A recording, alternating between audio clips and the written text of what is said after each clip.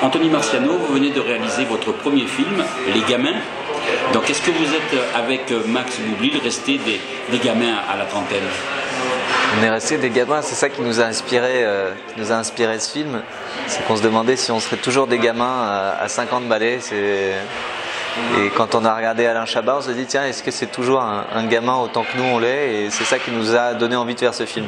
Alors, quand on connaît la carrière d'Alain Chabat, on sait que ça a toujours été un amuseur. Et puis vous nous avez même confié hors caméra qu'il n'avait jamais été de cette façon-là mis en scène au cinéma.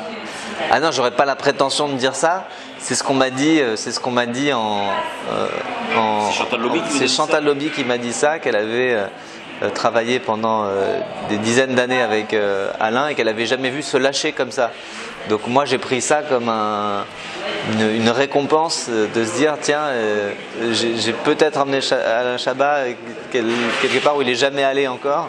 Et puis ça m'a réchauffé le cœur. Quand vous étiez plus jeune, vous suiviez ce qu'il faisait avec son groupe?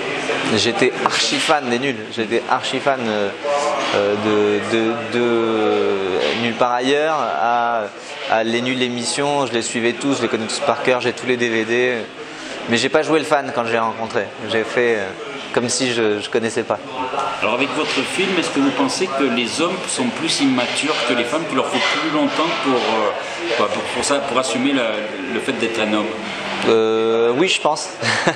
Je l'assume, je dis que oui. C'est ça aussi que raconte le film, c'est à quel point les mecs peuvent se monter la tête en se disant que le couple c'est l'antithèse des rêves, des passions, des potes, qu'on passe à côté de sa vie, alors que pas du tout. Et je pense que les filles sont beaucoup plus mûres par rapport aux hommes là-dessus.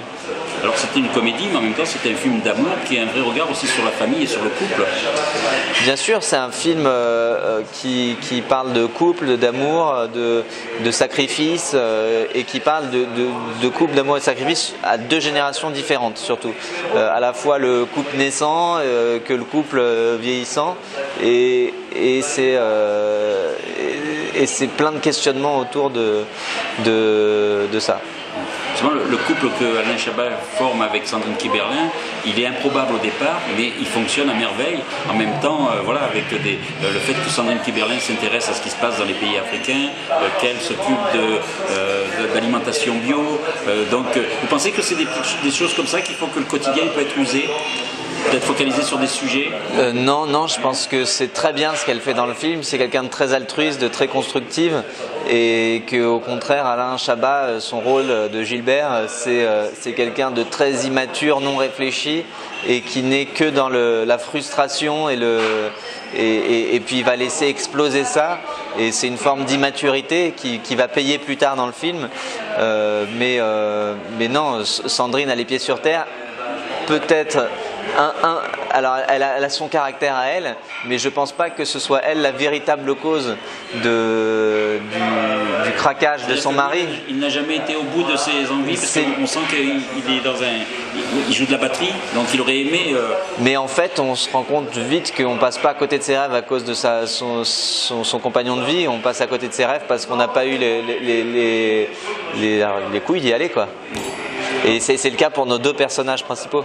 En même temps, ce qui est rare, c'est qu'un film comme ça, parfois, ça s'adresse à une seule catégorie de personnes, que là, c'est vrai qu'il peut aller de 30 à 50 ans, et même les plus jeunes. Mais alors, je vais vous dire quelque chose, c'est qu'on a fait des tout petits, des tout petits, il y avait des salles là qu'on a fait, c'était des 8-20 ans qui ont adoré le film, et puis on a fait des beaucoup plus âgés, c'est-à-dire des salles où il y avait personne en dessous de 60 ans, notamment une salle qu'on a fait en Bretagne, là où il y avait que des 60 ans et plus, où on s'est dit avec Max, oulala, est-ce que ça va leur plaire et tout, et ils ont adoré, ils nous ont dit ça fait longtemps qu'on a pari comme ça, et c'est là où on s'est dit bah tiens, il y a peut-être que tout le monde s'y retrouve finalement.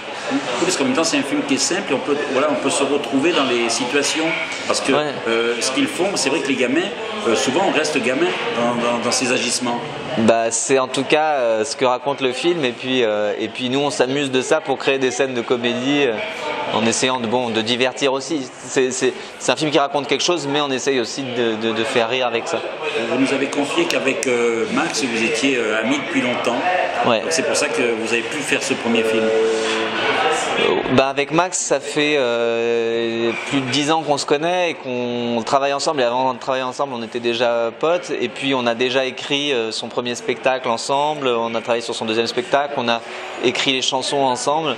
Et puis, on avait tous les deux envie de faire un film. Donc, c'était la continuité. C'était de se dire on allait écrire un film ensemble. Ça a mis du temps. On ne nous attendait pas du tout. Et puis, on a pris le temps d'écrire les scénarios qui nous plaisaient, quoi. C'est plus facile de bosser avec son pote? Oui. C'est largement plus facile.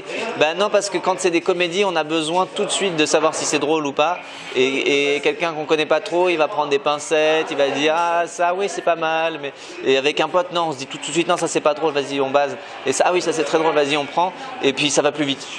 Après pour la construction d'un scénario, quoi qu'il arrive, pote ou pas pote, ça prend du temps parce qu'il y a une technique et il y a une mécanique à mettre en route qu'il faut travailler en faisant une version, deux versions, trois versions, et ça prend du temps. Alors justement, la musique est quelque chose qui vous relie aussi. Donc vous avez cette passion commune. Donc ce sera toujours présent aussi dans votre aventure ensemble? Le temps nous le dira. Pour l'instant, oui, dans ce film-là, il y a un fil conducteur qui est un peu la musique. C'est un domaine qu'on connaît bien parce qu'on a tous les deux sorti des disques. Mais pour les prochains projets, je sais pas. Non, peut-être qu'on va essayer de sortir un petit peu de ça, de pas parler tout le temps de ça. En tout cas, nous, ce que l'on espère, c'est que vous continuiez à écrire ensemble, parce que c'est vrai que notre plus grande joie, on se retrouve dans cette histoire. Merci, ça fait plaisir à entendre et j'espère que tous ceux qui verront ces images viendront voir le film pour dire ce qu'ils en pensent aussi. Merci beaucoup. Merci à vous.